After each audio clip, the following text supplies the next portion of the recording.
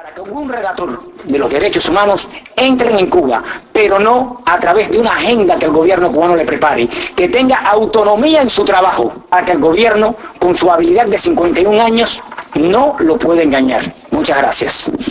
Thank you very much, Mr. Hernández. Gracias, señor Hernández. Yes, I see that Mr. Díaz. Sí, veo que a lo mejor el señor Díaz desea intervenir. Adelante, señor Díaz. Buenas tardes. Quiero agradecer ante todo la posibilidad de participar aquí en esta tarde. Quiero comenzar recordándole que cuando tenía 26 años de edad, visitó Cuba una comisión de derechos humanos promovida por la pasada Comisión de Derechos Humanos de Ginebra, y que yo tuve el honor de testificar ante esa comisión. Eso sirvió para que mi vida comenzara a cambiar. Quiero continuar respondiendo a la pregunta hecha por la encargada de Latinoamérica o algo así, ¿no? Y ella decía que cómo podía ayudar, cómo se podía cooperar para mejorar la situación de derechos humanos en Cuba. En Cuba existen grupos que defienden, trabajan en favor de los derechos humanos, y existen vías que sería interesante que conocieran para promover, en primer lugar, el conocimiento de los cubanos sobre los temas de derechos humanos, y en segundo lugar, para viabilizar la laboriosidad de esos grupos que existen en Cuba. Creo que también el tema es un tema que ha sido objeto de trabajo de distintas delegaciones de distintos países, y que en estos momentos en el Consejo de Derechos Humanos se dificulta, dada la presencia en ese lugar de delegaciones afines con el gobierno cubano. Trabajar, si la Comisión de Derechos Humanos del Parlamento Europeo quiere promover los derechos humanos en Cuba, un mensaje al pueblo de Cuba es trabajando dentro del Consejo de Derechos Humanos y promoviendo el debate del tema de derechos humanos en Cuba, previa consulta con distintas instituciones independientes en Cuba que trabajan en favor de los derechos humanos. Por otro lado, otra delegada preguntaba de cómo afectaba a Internet la libertad. Cuba es un país donde no existe el Internet si no es por autorización oficial. Eso quizás muchas personas no lo conozcan en el mundo, pero yo he conocido Internet en el destierro, desde que salí de las cárceles cubanas. Los cubanos no tienen acceso a esa información, por lo tanto, Internet dentro de Cuba tiene muy poca influencia. El gobierno se encarga de que los cubanos no lo conozcan. Y la última pregunta la hacía el delegado Salafranca, y preguntaba si se debía cambiar la posición común. Nosotros solo en el tema de la posición común le hacemos una pregunta a Europa y decimos, es que cuando alguien habla de Europa de cambiar la posición común, lo que está diciendo es que se va a desentender del tema de derechos humanos y libertades en Cuba. Es que cuando alguien habla de Europa de cambiar la posición común, lo que está diciendo es que el compromiso europeo con los derechos humanos en el caso de Cuba terminó. Cuba es un país muy sui generis. En Cuba existe la última tiranía de América. Cuba es un país cuya política es única.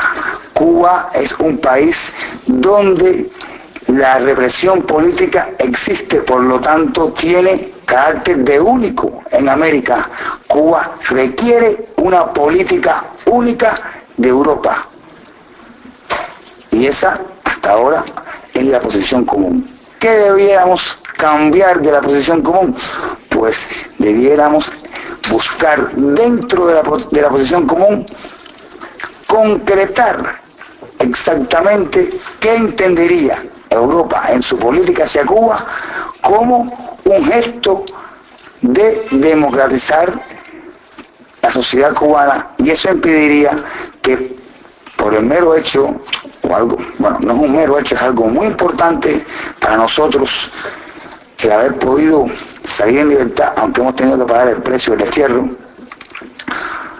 pero nos duele mucho ver cómo alguien trate de manipular nuestro destierro y nuestra excarcelación para comenzar a sonreír a los mismos que nos encarcelaron injustamente y que permanecen, y por quienes permanecen en las prisiones cubanas en este momento, muchos jóvenes cubanos y hasta mujeres cubanas. Tengo que decir que en nuestra modesta opinión, la posición común, si se analizase, fuera para reclamar con más vehemencia, con más fuerza, el respeto a los derechos humanos. Muchas gracias.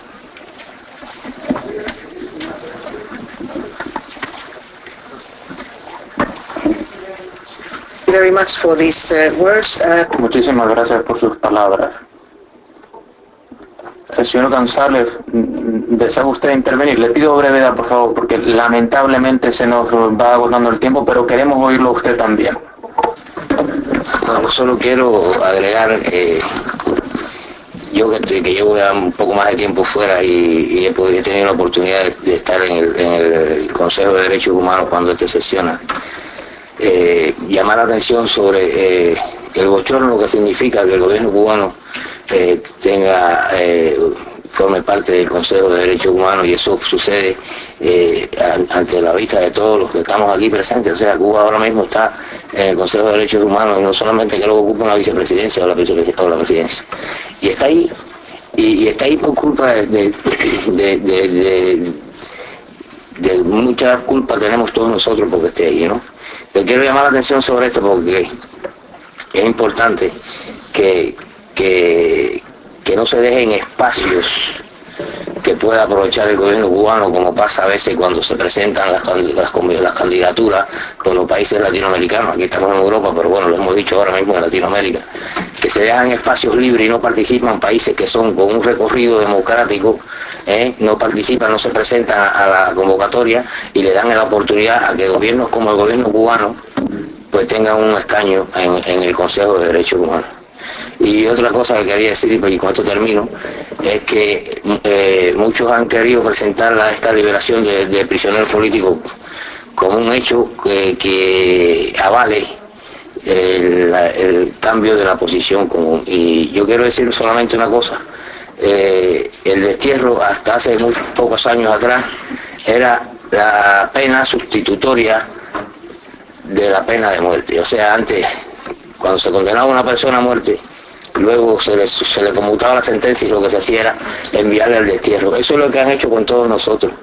Entonces yo no veo por qué se quiere ver en eso una señal de buena voluntad del gobierno cubano. Muchas gracias. I think we are now ready to conclude. Gracias. Es un honor haberlos tenido aquí con nosotros. Y ya digo, de sus respuestas yo extraigo la conclusión de que no debemos ser demasiado esperanzados sobre el cambio en Cuba, sino que tenemos que seguir ejerciendo presión y tenemos que seguir presionando con nuestras exigencias para que haya derechos humanos, para que haya una sociedad plural en Cuba.